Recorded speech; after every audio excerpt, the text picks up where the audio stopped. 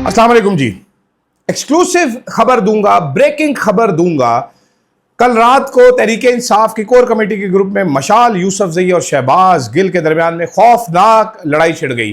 किसने किसको क्या बोला, क्या क्या इल्जामात लगाए गए, क्यों ये लड़ाई हुई, ये कुछ डिटेल बताऊंगा। बाकी रात वाले व्लॉग में बताऊंगा, लेकिन आपको एक्सक्लूसिवली ये बताऊंगा कि लड़ाई छिड़ गई ठीक ठाक। फिर साथ साथ बात करनी है मैंने इकरारुल हसन साहब की, जो वो जज्बाती हुए पड़े हैं, और कहानी आपको सुनानी है मैंने एक कौवे की कहानी, कैसे वो मोर बना था। शायद आप में से कुछ लोगों ने सुनी होगी, लेकिन ये कहानी सुनाऊंगा आपको। व्हाट्सएप फॉरवर्ड जर्नलिज्म जो आया है पाकिस्तान में, उसके ऊपर बात करना चाहता हूं। ये बड़ा अहम जर्नलिज्म है जनाब। इस वक्त पाकिस्तान सारा इसी सहाफत पे चल रहा है, इसके ऊपर बात करूंगा। सिस्टम क्यों इस सहाफत की जमानत है, इसके ऊपर भी बात करूंगा। और आखिर में आपको ये समझाऊंगा कि इमरान खान क्यों इस सिस्टम के लिए एक बहुत बड़ा खतरा है। तो देखते रहिएगा वीडियो। मैं हूं अदील राजा, आप देख रहे हैं मेरा यूट्यूब चैनल। गर्मियां आ चुकी हैं जनाब, और गर्मी चढ़ती जा रही है। लोगों के सरों पे सब्सक्राइब जरूर करना है आपने, फीडबैक अपना जरूर देना है आपने। शहबाज गिल और मशाल यूसुफजई की लड़ाई के ऊपर आपने मेरे को बताना है कि कौन ठीक है कौन गलत है। पूरी डिटेल नहीं जाऊंगा, मेरे पास बहुत सारी चीजें हैं, सबूत हैं, वो मैं आपको बाद में शेयर करूंगा। जरा अभी टीजर ले ले मेरे से छोटा सा। तो कल रात को कोर कमेटी के ग्रुप में शहबाज गिल और मशाल यूसुफजई साहिबा की शदीद जंग छिड़ गई। एक दूसरे को वॉइस नोट्स भी भेजे गए, बुरा भला कहा गया। क्रक्स जो ये था वो ये था कि शहबाज गिल की वजह से पार्टी में मुश्किलात हैं, पार्टी पॉलिसी फॉलो नहीं करता है, ये बात कर देता है, वो बात कर देता है। शहबाज गिल साहब ने फिर मशाल यूसुफजई को भड़का के रख दिया कि वो है कौन, और उनको बताया कि जनाब वो किसके कहने पर काम करती हैं, क्यों करती हैं।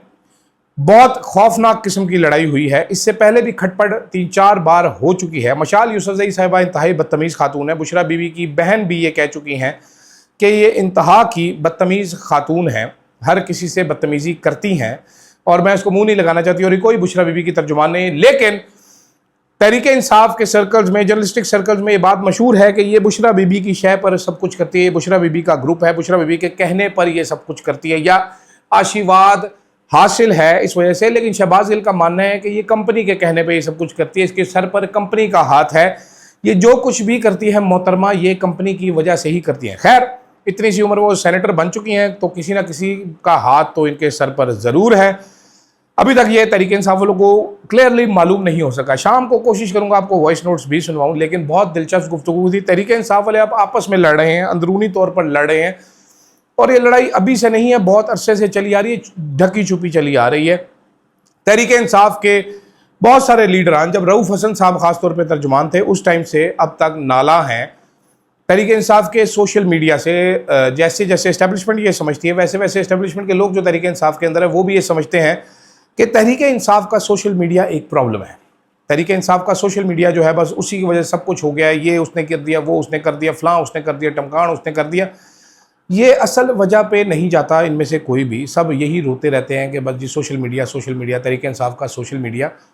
तो इसका भी जायज़ा ले लेंगे थोड़ा सा कि कितना ही ख़राब है तहरीक इंसाफ का सोशल मीडिया आगे जाके। खैर, दूसरी तरफ जनाब हमारे हीरो हैं जी, बहुत अजीम, पता नहीं कहाँ से, इकरारुल हसन साहब। उनको अचानक ही ये एहसास हो चुका है कि वो पाकिस्तान के एक बहुत बड़े लीडर हैं। उन्होंने अवामी राज पार्टी कायम की। सोचा होगा मैं माइक लेके सड़कों पे फिरता हूँ टुच्चा सा। मेरा ख्याल ये है कि ये सोच इकरार साहब के दिल में किसी ने डाली होगी, तू बहुत बड़ा आदमी है यार, तू टुच्चा सहाफी क्यों बना हुआ है, तू लीडर बन जा। तो इकरार साहब झंडा लेके आ गए, किसी ने उनको डंडे पे चढ़ाया और वो झंडा लेकर बाहर निकल आए। कल मैं आपको पहले भी बता चुका हूं, दोबारा बताना जरूरी है कि इकरारुल हसन साहब को एक शख्स ने सिर्फ इतना सा बोला, कि अपने कुलीग को बोला किसी ने, कि इसका हाल भी जवाद अहमद वाला होगा। इकरार ने ये साबित किया कि वो जवाद अहमद अभी से बन गया। हाल इसका होना नहीं, ये अभी से ही जवाद अहमद है। उससे लड़ा, बदतमीजी की, झूठ बोला कि उसने गाली निकाली, उसे फैये वाले ने कोई गाली नहीं निकाली थी। जरा सा तगड़ा बंदा होता है, इसको तोड़ के रख देते। आईबी वालों ने इसको नंगा करके करंट लगाए थे, वैसे करंट भी लगाता, दिमाग दुरुस्त हो जाता। तहरीक इंसाफ वालों उसके बाद हो रहे हैं, तहरीक इंसाफ वाले सारे हंस रहे हैं, मजाक उड़ा रहे हैं इसका। मतलब बातें खोलें अगर, दो ऐसी ऐसी बातें हैं मुंह दिखाने के काबिल न रही हैं, जो भाषण देते हैं बड़े बड़े आके। पर्दा रखना चाहिए, कुछ कहता नहीं हूँ मैं 10 साल एयरवाई में रहा हूँ, मैंने बहुत सारी चीज़ें देखी भी हैं, बहुत सारी पता भी है। लेकिन ये देख के मुझे कहानी एक याद आई। कहानी क्या थी? कहानी आपको सुनाता हूँ कि एक कौवा था, बड़ा अपने एरिया का दबंग कौवा था। कौवा जिसका चाहता था खाना छीन लेता, जिसको चाहता था एतराज़ करता, जिसके पास जाता था पंगा देता था, तूने ये नहीं किया, तूने नहीं किया। सारे कौवे उससे डरते थे। लेकिन वो कौवा कहते यार मुझे सारे काला कां कहते हैं, काला कां कहते हैं, मेरी कोई इज्जत नहीं है शहर में।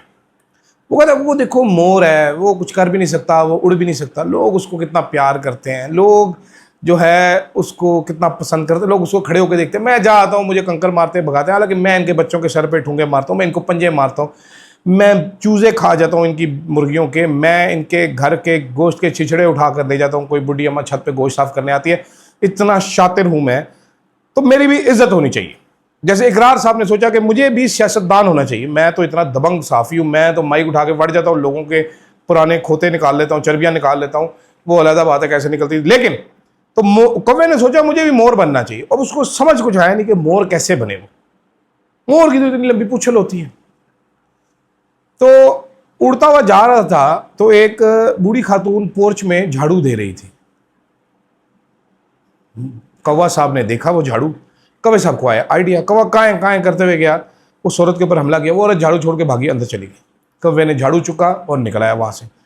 एक अकेले वीराने में जाके उसने अपने पिछवाड़े में झाड़ू घुसा लिया, ये उसको दूसरी तरफ से फैला लिया, फिर वो आगे बैठ गए और कहते हैं जी मुझे मोर कहा जाए।